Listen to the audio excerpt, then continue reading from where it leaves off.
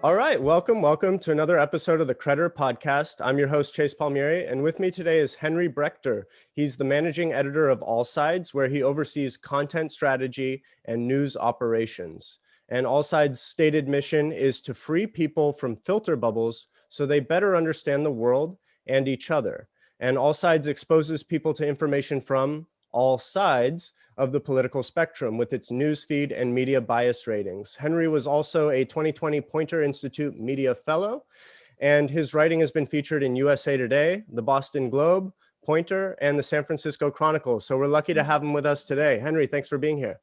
Thanks a lot, Chase. I appreciate it. Very happy to join you and to talk about some good, important stuff. Yeah, and as we talked about briefly before we hopped on the call, we had Vanessa Otero of AllSides Media on for the last episode. So I obviously have a deep interest in learning from the other pioneers in this space, such as yourself and AllSides itself. So you first joined AllSides in, was it 2019, or that's when you became the managing editor? No, I did join in 2019 in June, so I'm coming up on my 2-year anniversary now. But it's felt like a whole lot longer than 2 years. It's been a pretty eventful 2 years in news and in media. So I do feel like a veteran already. That's great. And I'm not sure that all of our listeners, probably most, are familiar with AllSides Media Bias Ratings, but and probably you have to do this all the time, but let's start with what is a media bias rating and how do you all come up with the ratings? Right.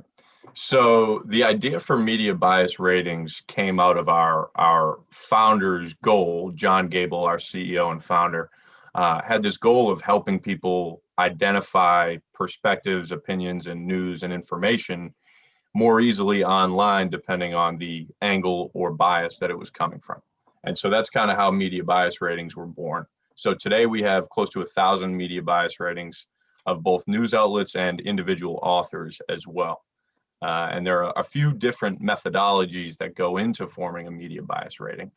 The primary one is editorial reviews.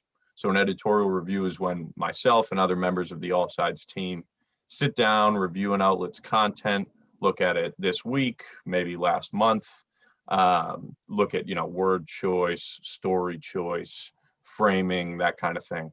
And those meetings are particularly good because we have people from all around the spectrum on our team. And so that gives a lot of diversity of thought when it comes to analyzing, breaking down, and talking about the coverage. So editorial reviews are one way. And then we have blind bias surveys. So where we're sort of the experts, blind bias surveys are more reflective of the average American's judgment. And so blind bias survey, we'll take content from, say, the New York Times or Fox News. We'll strip the outlet's name and logo and all that stuff from it. So all a survey respondent can see is the actual text of the story. So they read that and then rate whether they think it's biased, left, right, or maybe in the middle. Thousands of people take those surveys. We do several every year of all different outlets. And so those are a big resource for us as well when it comes to putting together the ratings. In addition to that, we solicit community feedback, just like Credder does. And we have millions of community feedback votes in our system. Those don't necessarily drive the ratings as much, but again, it provides a good look, good lens into how the public, how the average American might consider bias. And in addition to that, we do independent reviews on our own throughout the day and weeks and months. And we also look to other studies of media bias that have been done as well by universities and think tanks and stuff like that. So a lot of different things go into it, and the end result is a media bias rating along our 5-point spectrum. So we have left, center, lean right, and then right. Okay, great. And I actually wanted to ask about that.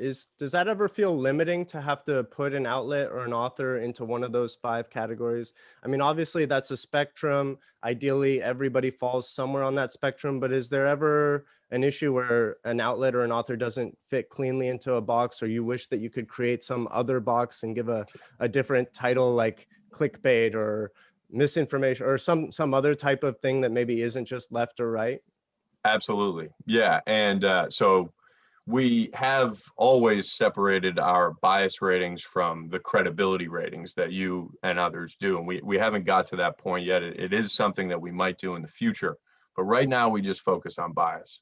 And even still, just in the bias realm, yes, there are way more than 5 points on the spectrum, obviously. So oftentimes something doesn't really fit neatly into one of these boxes. And so, you'll see that little colored emblem next to a source, whether they are lean left or lean right or whatever. But if you actually click through to their page, we usually have a longer description, maybe explaining some of the nuances there, some of the history of that source, why we rate it this way, what others might think, etc. But the idea behind having sort of a limited spectrum there for looking at bias with just the 5 points is that it's not really supposed to be a gotcha or an end all be all, like, aha, this is a biased source, they're biased this way or that way. The rating is supposed to act more as a foundation for understanding the multitude of perspectives and angles that information can come from online, and encouraging people to seek out different ones. So in a perfect world, yes, everyone has their own category, and we look at it that way. But so far, this way has worked out. And actually, the simplicity of it, in some cases, is actually a benefit, especially when it comes to schools and educating younger people that are just getting started with understanding media and online information. Yeah, and one of the cool things that your site does is it takes any story, any kind of headline, and shows you different outlets covering it. So it gives you a version of that same story from a left-leaning outlet and a center and a right. A very cool way of quickly showing a news consumer at a glance. There are different perspectives on this story, and here you go. When you're picking those three stories, do you decide based on the quality of the sources, or are you really just saying you're running maybe some kind of a web crawler that says, okay, this has a similar headline and it's from a right-leaning outlet, throw that into that category, and vice versa on the left and center? It's more manual. There is some Okay. automation, like we have a balanced search tool that harnesses Google search technology and then filters results through our left, center, right ratings. So that allows us to easily identify multiple headlines from a side about a given story. But selecting and presenting those three articles for one story, as you described, we call it our headline roundup. And so we do several of those every day. But no, the selection of those is manual, and we use a few different criteria, like you said, the credibility, the overall trustworthiness of the source. Obviously, we want to make sure an author has been named and credited with writing this article. It's using hyperlinks and all the basic criteria for evaluating a trustworthy piece of information. But after that, there is a lot of subjectivity that we use in terms of deciding what are the most relevant perspectives around this issue. What are maybe the furthest apart perspectives on this issue that we can provide side by side and try to give people a really wide understanding. Or, which I love when this happens, maybe left and right are actually agreeing about something. And if we don't show it side by side, people would obviously have a hard time finding out about that with the state of online media and polarization and our tendency to blame each other and organize just based on partisan interests. But no, those comparisons are super valuable, both for pointing out differences and for pointing out areas of agreement. And that is something our news team really takes pride in, and I think does a great job of using subjectivity in that way and creating news, but for good, to try to point out to our audience what's most relevant to them today and what can inform them in the most comprehensive way and make them a more effective member of their community. Yeah, and let's try to bring this to real life for listeners. Can you give a few real life examples of outlets and where they fall in your lean left, center, lean right, and right bias? Maybe some just 3 or 4 prominent outlets and where they tend to line up. Sure. Yeah, I mean, I'll name a few that most are probably familiar with. The New York Times, we rate as lean left. And that's consistently come back as lean left when we've done surveys and we've done reviews like I described. And so that's very high quality news and information typically, but sometimes the story choice is more favorable maybe to a left-leaning audience than a right-leaning audience. some of the word choice, some of the headlines, that kind of thing. The same can be said for a Fox News, which we currently rate as lean right. We have noticed lately, at least post Biden's election, that Fox may be going a little further to the right. So we're actually going to review that in a couple weeks, as well as included in an upcoming survey, I think. But again, Fox, just as New York Times often publishes stories that are favorable maybe more to a left-leaning audience, Fox does the exact same thing for its right-leaning audience. And Fox uses sensationalist language and sort of emotive headlines oftentimes to get clicks and to frame stories a certain way. And you'll see TV sources be more do that a little bit more than a traditional newspaper, because a lot of what they're doing is visual and sort of more emotive and immersive. So there's a solid lean left and a lean right example. And then someone in the center, an outlet in the center, The Hill. You might be familiar with The Hill, I'm sure you are, and many others are as well. And they focus primarily on like Capitol Hill politics. But we've found that their story choice more or less is consistently in the middle. So they'll pick some maybe left of center topics and some maybe right of center topics. They always feature diverse opinions on their opinion page, both from the left and the right, and from other points on the spectrum. So The Hill is one that I've always, in the surveys and in reviews, seems to come back right in the middle. And the middle doesn't necessarily mean unbiased either. It's more just like least biased, right?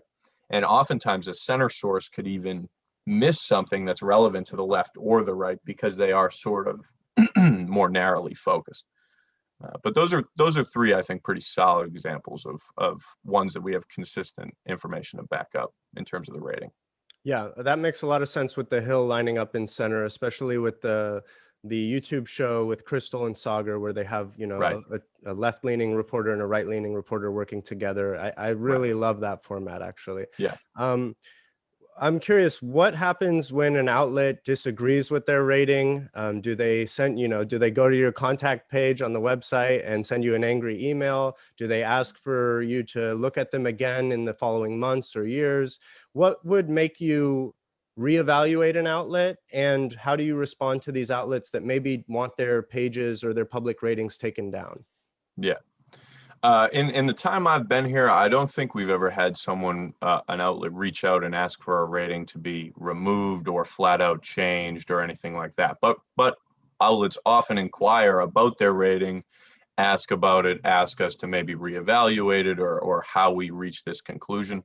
And we're very open to always reevaluating. I mean, it's a constant work in progress. As we speak, it's a work in progress, and people are probably, on the team noticing things, taking notes about bias. So it's always going. So yeah, we're always open to those. Maybe sometimes we'll set up a meeting with them if they want to talk, but more often we'll do an editorial review like I described earlier. When we sit down, we look at our rating. Maybe it's out of date, maybe it's missing some information or some historical context. And so we actually encourage outlets to reach out if they have questions or if they maybe see an issue. Obviously, they're coming from a biased point of view and maybe they want their rating to look a certain way. So we're obviously mindful of that, but I also want to be very open and engaged when it comes to communicating with them, being transparent about how we've done things, etc. Okay. And AllSides does not charge publishers, right? So there's nothing, there's not necessarily a conflict of interest where you feel like you have to boost up a rating of a publisher. Can you explain how AllSides funds itself? Correct. Sure. Yeah.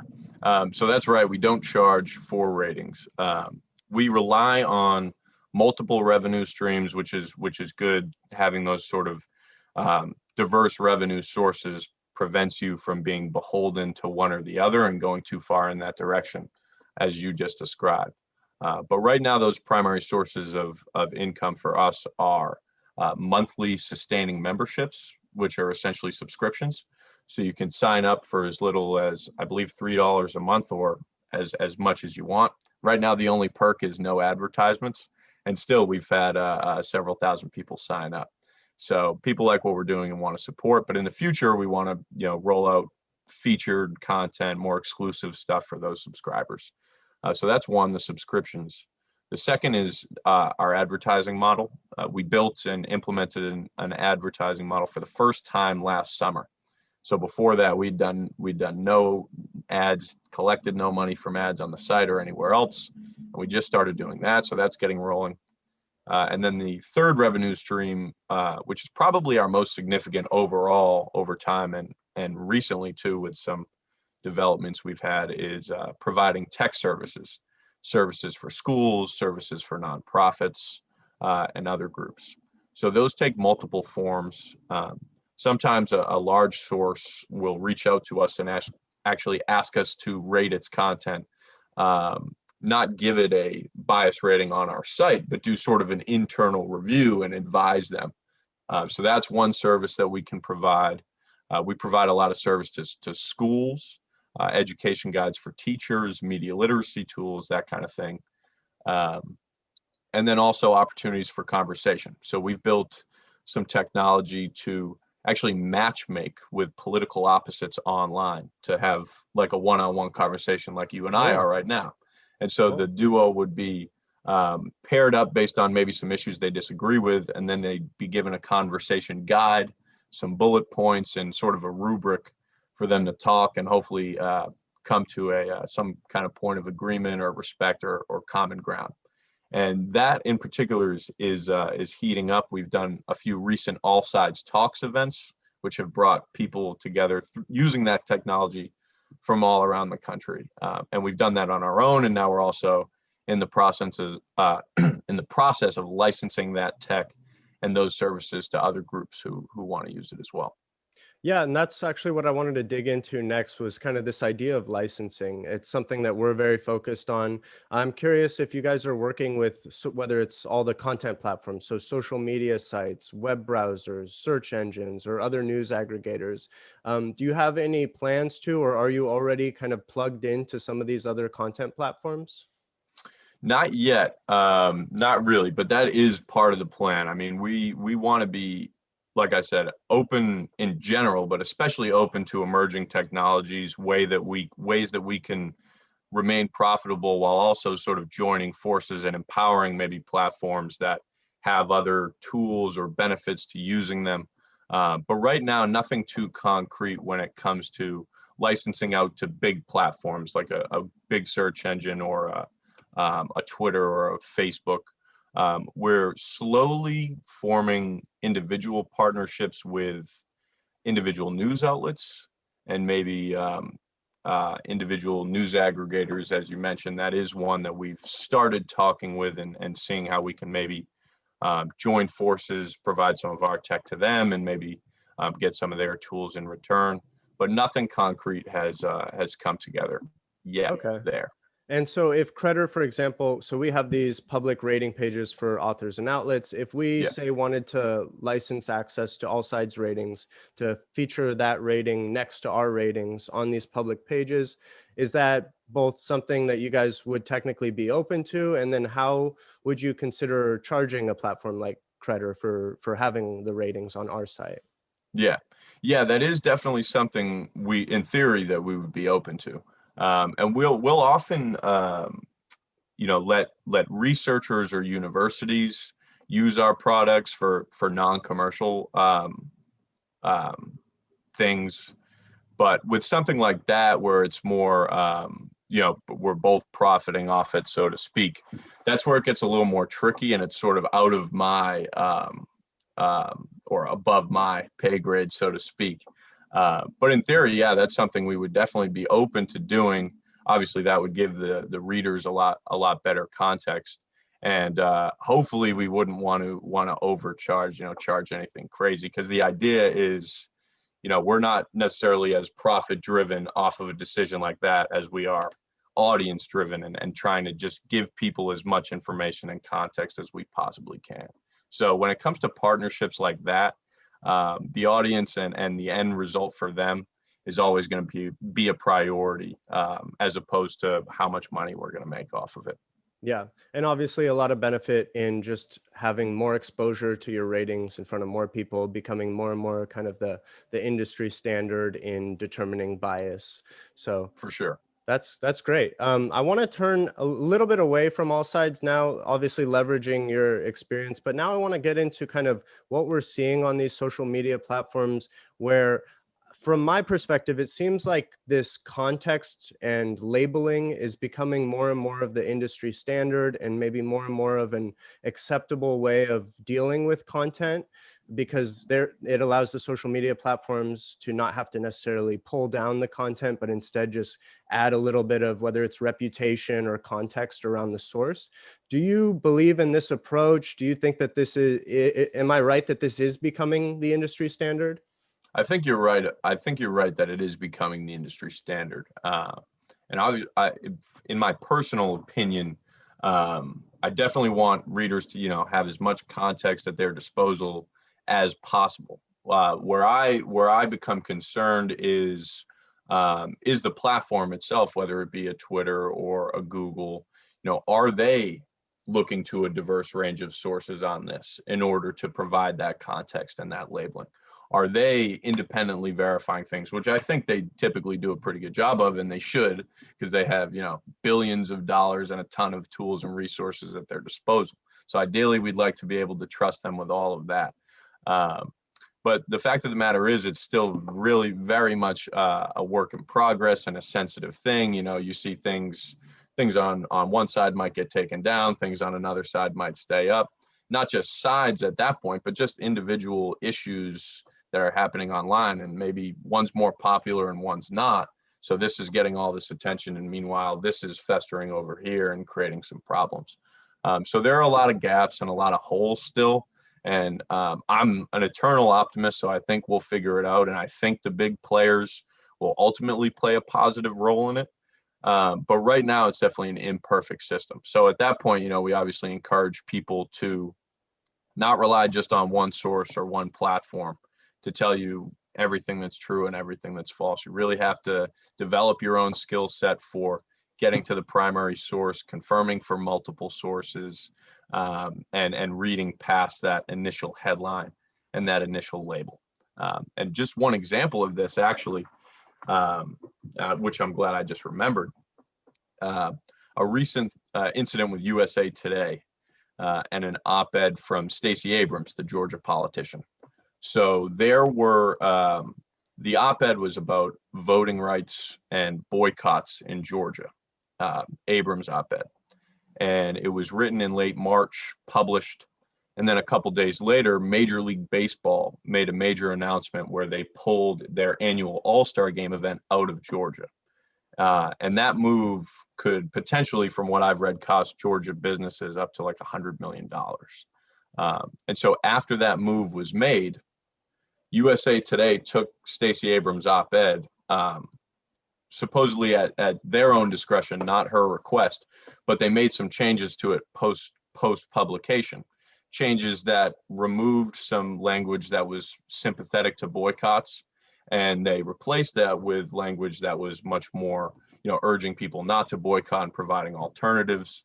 So essentially, USA Today was like kind of a political player in this, and the worst part was that they didn't leave an editor's note explaining those edits that had been made. So for a couple weeks after that, that article that had been updated was living online without an explanation.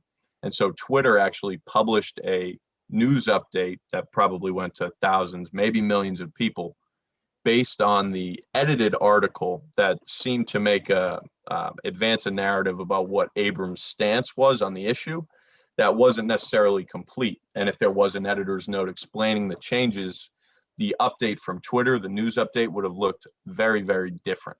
So USA Today apologized for the mistake. There's since been a note added to the article. But things like that, where a source might only be relying on this one source of information, a platform, in this case Twitter, relying on only one source, USA Today, which is a trusted, established newspaper, but still very, very susceptible to making mistakes, as we all are in journalism. So that's just one example of some of the issues with a platform relying on maybe just one source for pushing out a label or context to millions of people. There are still a lot of issues with it, but the goal is good. The goal, and these are all well-intentioned operations. So there is a solution there somewhere on the horizon. Yeah. And one thing that we hear a lot at Credder is this kind of pushback that, well, what if Facebook or Twitter just comes up with their own media bias ratings or their own credibility ratings? Personally, I think that the ratings are always going to be more trusted if they're from a third party. I think especially the way that some of these platforms have handled these issues already in the past kind of almost in a way disqualifies them from being the authoritative third party rating in some of these areas. But is this something that you think that they're going to want to do themselves? Do you think they're going to like leaning in or outsourcing it to a third party? And would people trust it if they did it themselves? That's a good question. I tend to think those companies are going to do whatever is best for their bottom line, right? And if their bottom line is user experience and user enrichment, if it's based on that, then ideally they would pursue those things. They would define, better ways to identify perspectives and categorize things for people. Maybe bring in a third party, as you said, because I agree with you that people would be more inclined to trust something that Facebook was sort of pushing if it actually came from somewhere else and not internally from Facebook. But if readers and audience members continue to demand a higher level of transparency when it comes to these platforms and their algorithms and their internal operations, then they'll be forced to go in that direction, I think, and add that layer of context. So I hope audience awareness and audience willingness to call out issues with these platforms continues, because really that in my mind is going to be the only thing that drives that sort of systemic shift. Yeah. And what role do you think fact checking plays? Because obviously you guys decided not to necessarily try to solve the problem via fact checking. We also thought that wasn't necessarily the best approach. Now, we probably both agree that fact checking is important, necessary, useful. Yeah. But I think that I'll speak for myself here. I think there are limitations to fact checking. It kind of is reactionary. It doesn't seem to ever have a lasting accountability or effect on the reputation of the source. Yeah. And it seems like the information that they're fact checking seems to be spread far and wide before the fact check, gets its shoes on. Right. How do you see the role of fact checking, and is our kind of trust in the fact checking as the solution kind of an antiquated idea? I think it is, and I think maybe that's something we haven't talked about enough just in general, particularly with just the term fact check now being used very widely and oftentimes misapplied. Just as we've noticed in our own curation, we'll find an article that is labeled a fact check that really includes a lot of subjective analysis and opinion on the part of the writer. So I think it is a bit antiquated in terms of relying on it and giving so much weight to the fact checkers. All that said, fact checking is still a very valuable, important thing to be doing. And fact checking can be done by, you or the New York Times or anybody in between. It's just a matter of, like we talked about, finding that primary source material, confirming from multiple places, and that kind of thing. It's a double-edged sword, I think, when it comes to how platforms are mobilizing fact checks, because on one hand, like we said, people trust fact checks a lot, significantly more than they would otherwise just on a baseline level if it didn't have that fact check label. But if the fact check isn't actually a fact check, or maybe if it leaves something out or omits a key piece of information, then that reader has been, even more misled and put in sort of a hole in sort of a bigger bubble, so to speak. So it's a tough one, because facts themselves, there is always a fact that can be found, right? But how we get it and then what facts might be missing are also big questions there. So we have a facts and fact checking section on our site that, similar to some of the other tech we've talked about, will show you fact checks from left, center, and right on a specific issue or on a whole bunch of different issues, just so readers can get an idea of what this site is fact checking, what maybe they're not paying any attention to, what information are they focusing on, and what are they leaving out. So it is very valuable, but often misused. And using it more effectively, I think, will be a big part of regaining some of this audience trust that the industry has seen just go away in the past like 5-10 years. Yeah, let's dive into that because Yeah. really what we're optimizing for, what we're trying to solve is trust. We need news consumers to trust news. Now, obviously, they shouldn't trust all news. Not all news is worthy of trust, but we do need to kind of rebuild this relationship and the trust amongst the news producers and news consumers. And I think fact checking and some of these rating sites might not be thinking that trust is a necessary part of the equation, because the way we see it at Credder, you need to allow at least some amount of user participation or public participation for there to be trust, because otherwise you're just asking you're asking news consumers to just trust another, authoritative source. And it kind of becomes that ministry of truth kind of feeling thing. And so one of the things I really like about AllSides is that there is at least some level of user participation. So can you explain what level of user participation there is in your ratings and whether you see that as like a necessary part to build trust? That's a good point. Obviously when we think about user participation in the ratings, we're usually thinking about it, as I described before, in trying to reflect the average person's judgment rather than just a set of experts, right?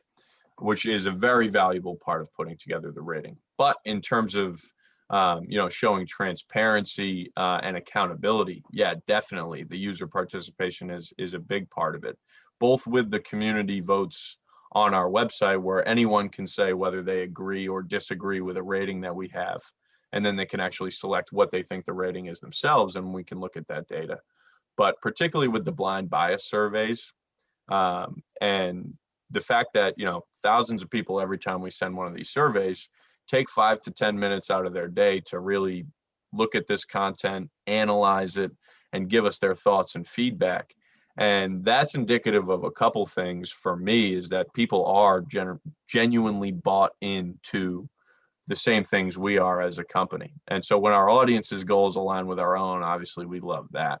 But yeah, I think being open about the methodologies we use, open about the user's role in that, and also open to issues with our methodologies and things people maybe want to know more about or are taking issue with, and bringing that to the users and seeing what they think. I think all of those are critical components of remaining transparent and ideally, sustaining and building on that trust, because without our audience, we don't have a whole lot. And so we need them to trust us.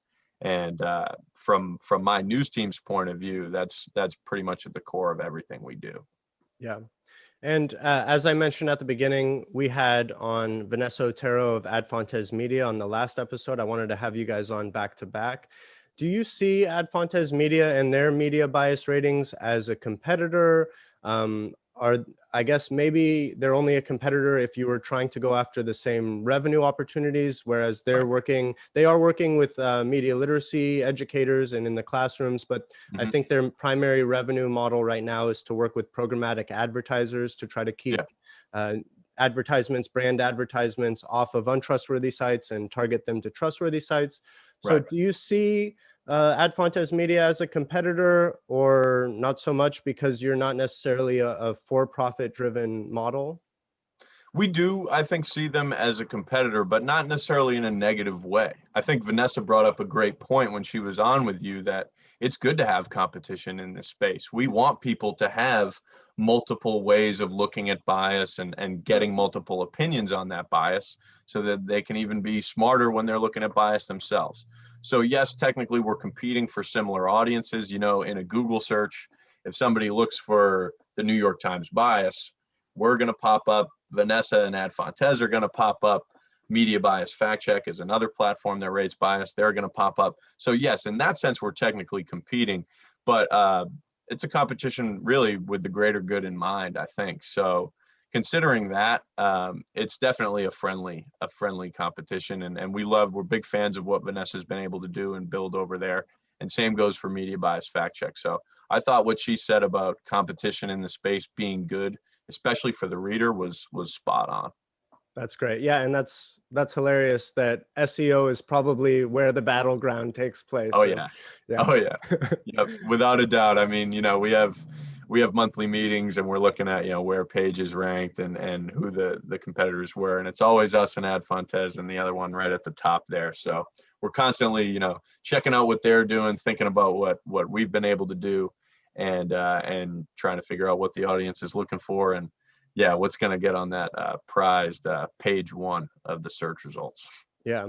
And does AllSides have any future plans, any big new features, products, rollouts, anything coming down the pipeline soon that you can talk about? A couple things. I alluded to wanting to do more feature content for subscribers. So we don't have any concrete plans there when it comes to like paywalled stuff. We don't have any paywall at this point. But we want to do more newsletters for one, direct ways of reaching the audience, making it as easy as possible for them to consume news, get updates about this and that. I would love to provide topic-specific newsletters. So you can choose a topic that you're interested in and get a daily balanced news update on that topic. That would be something I would love to put together. So we're working on that. We're working on doing a little bit more with facts and fact checking and trying to improve the search technology that we've already created there in a way that makes it, puts it in a concise sort of format for a user to break down, identify facts from different perspectives, especially about a specific issue and what the different sides might be overlooking. And then we have a big event actually coming up this summer called America Talks. And this is not news related really, or even bias related, but it's more conversation related. And a big part of what we do at AllSides outside of the tech and the media bias ratings is try to set people up to have those respectful conversations, to break down political divides, to reach some common ground, recognize common humanity. And so that America Talks event will be similar to what I described earlier, where political opposites are mismatched online, match made, so to speak, and provided with a guide for having a respectful conversation about some area of current events or politics or something like that. So we have a lot of exciting stuff happening this summer and beyond. And we're fighting to keep eyeballs right now, frankly, because we've seen, and the whole industry has, post-election in November, just a gradual decline in viewership and engagement pretty much across the board. So fighting to keep those eyeballs and keep people interested and convince them that it's great to go outside and enjoy the nice weather, and hopefully restrictions will start easing and all that, blah, blah, blah. But you do need some level of news consumption to keep it going the right way. So figuring out, navigating all of those things is obviously a very exciting part of the job. And we're just happy to try to keep our audience happy and give them more of what they want. Great. And before we get to the last two questions that I ask every guest, this is the chance for you to give listeners anywhere they can go to follow your work, whether it's your personal Twitter handle or the website of AllSides that I'll let you say. So anywhere you want to direct listeners. Yeah, allsides.com. That's the mothership, and we're on Facebook, Twitter at AllSides Now. We're also on Instagram at AllSides Now. We're close to 200,000 followers there on Instagram. That's just blown up these past few months. So check us out there. I'm on Twitter at HBrechter. You can find me at Henry Brechter on Twitter. And on LinkedIn, if you have industry questions, or you want to connect or anything like that, you can find me on LinkedIn as well, Henry A. Brechter. But yeah, primarily go to allsides.com, check out what we're doing. Hopefully you'll like it, and it'll add to your news reading experience. Okay, great. And it sounds like you've seen one or two of our podcasts before, so these next questions might not surprise you as much as they normally surprise others. But first question for you here is Bitcoin. Do you have any perspective on it? Believer, not a believer, don't know enough to talk about it? Any take? I just got into cryptocurrency for the first time myself, so it's very interesting to me. I just personally, I am very worried when I see any government or politician printing trillions of dollars and just acting, like I look at my own savings account and I look at what the Fed's doing, and I'm like, how is that possible, right? So the idea of a decentralized currency and sort of an alternate way to approaching finance and banking and all of that is really intriguing to me. I have some people in my family who have been kind of successful with it, so they're helping me out. But really, I'm just trying to learn as much as I can and stay open to everything. I don't want to limit myself too much. But yes, I'm the proud owner of $5 worth of Bitcoin right now and some other assorted Litecoins and cryptos. Great. And we won't spend too much time here, but it is an interesting point that you bring up about a savings account and how, okay, what happens to my, $60,000 in my savings account if the government's printing money? Right. I think a lot of people who are excited about all this, these stimulus checks maybe don't realize that the people that it waters down or debases the money for the most are the people who are saving their money in a bank account and not in investable assets that can appreciate with the inflation. So Right. it's kind of a mixed bag where it's like, yeah, you get free money now, but we'll see what happens later on to your savings. You might want to get that into an asset. Right. Yeah. All right. Last question for you here is, are we living in a simulation? That's a good question, because I just listened to a podcast recently that talked about a lot of this. I wouldn't be surprised. I don't think, honestly, I am of the belief that pretty much anything is possible. Anything when it comes to the universe and science and biology and all of that stuff. I have in the past thought that maybe I'm the only one and that everyone else is a simulated thing. I didn't realize it at first, but there's actually a name for it. It's called the player one theory. And I kind of feel like that sometimes, like, wow, how could this have gone so perfectly? Or wow, like, how could this have gone so terribly for me? Man, I mean, I would not be surprised. Some things just seem so remarkable. It's like, how could this not have been written up on a script, by some omnipresent force or being or whatever. But I really don't know. At this point, I'm doing all right. It's nice outside. I got food in the fridge. My car still works. So if it is a simulation, it's going okay right now. I think I'll roll with it. Great. It's a good simulation for you. What do you think? What do you think? I think probabilistically, I think it's hard to argue with the probability that we're not in a simulation. Sure. Yeah, you can look at own things in your own life and be like, wow, that worked out too well, like you said, or this is just or what, maybe you feel deja vu, and that's something where you're like, how do you explain this deja vu? I know I've been here before. So there's definitely, I think, some weirder forces at work. But if it is a simulation, I don't think it changes how you should approach life. I'm with you there. Because maybe the simulators are watching us. Okay, I'll get crazy here with you because you asked. Go ahead. I'm here for it. One of the things I think could be a practical application for why we might be in a simulation is if in the future there's a lack of environmental resources or a lack of food and water or any kind of the resources that you need to live in the outside world. And so the simulators decided, okay, before we let people become people in the real world, we see how they manage resources and the kinds of decisions they make and see if they're productive people before we let them into the real world. So this is like the test to see if you can handle living on, Mars and Venus or something when you get out in the real world. That's just crazy.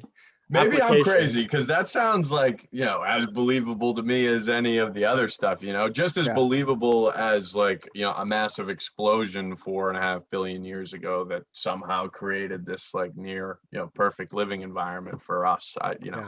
Who knows? But I do enjoy talking about it, because it I get this brain tingle, like, it's like almost overloading just the capacity it requires to try to rationalize something like that. But no, it is fun to talk about, and like you said, whether it is a simulation or not, we should probably all, try to be good people and help someone across the street if they need it, carry some groceries for someone if they need it. Those kinds of things, whether it's real or fake, we should probably do that because we don't know who's watching, right? Whether it's the Yeah. FBI or the simulators or somebody else.